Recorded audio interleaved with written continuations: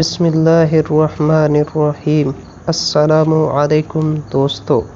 ایک بادشاہ کا وزیر بہت ہی عقل مند اور حاضر جواب تھا۔ بادشاہ بھی اس کی ذہانت کی وجہ سے بہت قدر کرتا تھا۔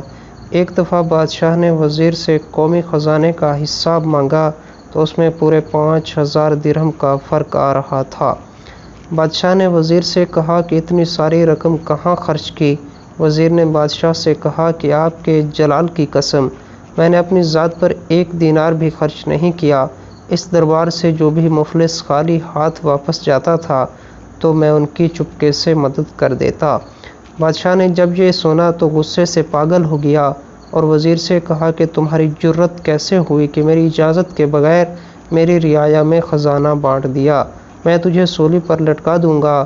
بادشاہ نے اسے قید کر دیا، مگر رات کو سونے سے پہلے بادشاہ نے سوچا کہ وزیر کو قتل کر دینا غلط ہے، زیادہ سے زیادہ اسے وزارت سے خارج کیا جا سکتا ہے۔ دوسرے دن بادشاہ نے وزیر سے کہا کہ میں تم سے 3 سوالات کروں گا، اگر تم نے سوالات کا ٹھیک جواب دیا تو میں تجھے معاف کر دوں گا اور تم وزارت پر قائم رہو گے، لیکن اگر تم نے جواب دینے میں ناکام رہے تو وزارت سے خارج کر دوں گا۔ میرے سوالات تمہاری ذہانت کی آزمائش کے لیے ہی ہوں گے۔ وزیر نے کہا کہ میں ہر قسم کی ذہنی آزمائش کے لیے تیار ہوں۔ بادشاہ نے کہا کہ میرا پہلا سوال یہ ہے کہ ایک آدمی نے دیکھا کہ اس کی بیوی نہر میں نہا رہی ہے۔ آدمی نے اپنی بیوی سے کہا کہ اگر تم اس پانی میں ٹھہری رہی تب بھی تجھے طلاق ہے، اگر تم اس نہر سے باہر نکلی تب بھی تجھے میں طلاق دیتا ہوں۔ ان دونوں شرائط کے باوجود عورت کو طلاق نہیں ہوئی۔ کیا تم بتا سکتے ہو کہ ایسا کیسے ممکن ہوا؟ وزیر کچھ دیر خاموش رہا اور پھر بولا کہ پانی میں ٹھہر جانے کی صورت میں اسے اس لیے طلاق نہیں ہو سکتی کیونکہ نہر میں پانی ساکت حالت میں نہیں ہے اور وہ مسلسل بہہ رہا ہے، اور وہ پانی جو طلاق دینے کے وقت موجود تھا وہ آگے بہہ چکا تھا، اس لیے پانی میں رہنے کے باوجود اسے طلاق نہیں ہوگی۔ اب عورت ساری زندگی تو پانی میں کھڑی نہیں رہ سکتی، اسے باہر آنا ہی تھا، مگر اسے خدشہ تھا کہ باہر آنے پر اسے طلاق ہو جائے گی۔ نہر کے کنارے پر کھڑے عورت کے بھائی نے جب یہ دیکھا تو نہر میں چھلانگ لگا دی اور زبردستی اپنی بہن کو اٹھا کر باہر لے آیا۔ اب اس صورت میں بھی اسے طلاق نہیں ہوئی کیونکہ عورت اپنی مرضی سے نہر سے باہر نہیں آئی تھی۔ اس طرح نہر کے اندر یا باہر دونوں صورتوں میں اسے طلاق نہیں ہوگی۔ بادشاہ وزیر کے اس جواب سے کافی متاثر ہوا اور کہا کہ تم میرے پہلے سوال کا جواب دینے میں کامیاب ہو گئے ہو۔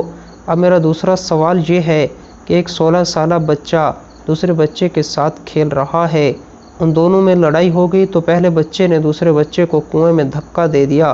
اگلی صبح جب بچے نے کنویں میں چھانک کر دیکھا تو لاش موجود نہیں تھی، وہ بہت حیران ہوا۔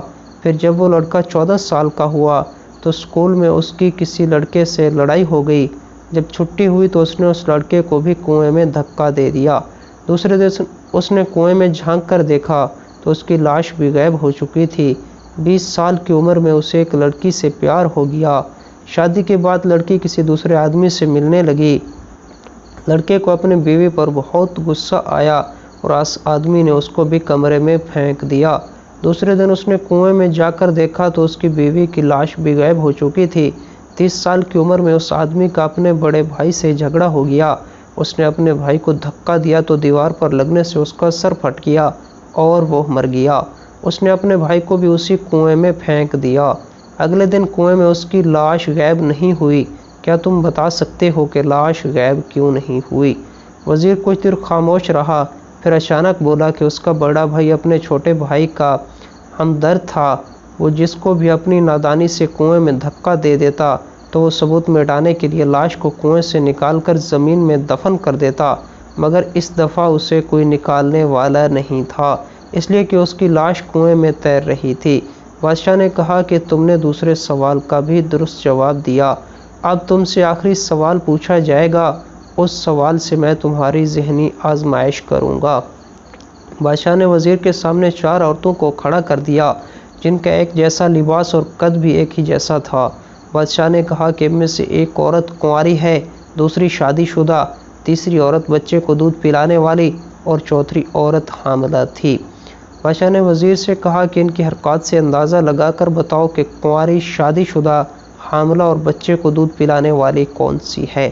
وزیر نے چاروں عورتوں کی حرکات کا بغور معائنہ کیا اور ان سے گفتگو بھی کی۔ پھر وزیر نے چاروں عورتوں کو الگ الگ کر کے بادشاہ کو ٹھیک ٹھیک بتا دیا کہ کون سی عورت کیا ہے۔ بادشاہ حیران ہوا اور وزیر سے پوچھا کہ تجھے کیسے پتہ چلا؟ وزیر نے کہا کہ میں نے کچھ اندازہ لگائے جو خوش قسمتی سے درست ثابت ہوئے۔ ایک عورت بار بار اپنے پیٹ پر کپڑا ٹھیک کر رہی تھی تو میں سمجھ گیا کہ یہ حاملہ ہے۔ دوسری عورت بار بار اپنے سینے پر ہاتھ پھیر رہی تھی جیسے اسے درد ہو رہا ہو۔ میں نے اندازہ لگا لیا کہ یہ اپنے بچے کو دودھ پلانے والی عورت ہے۔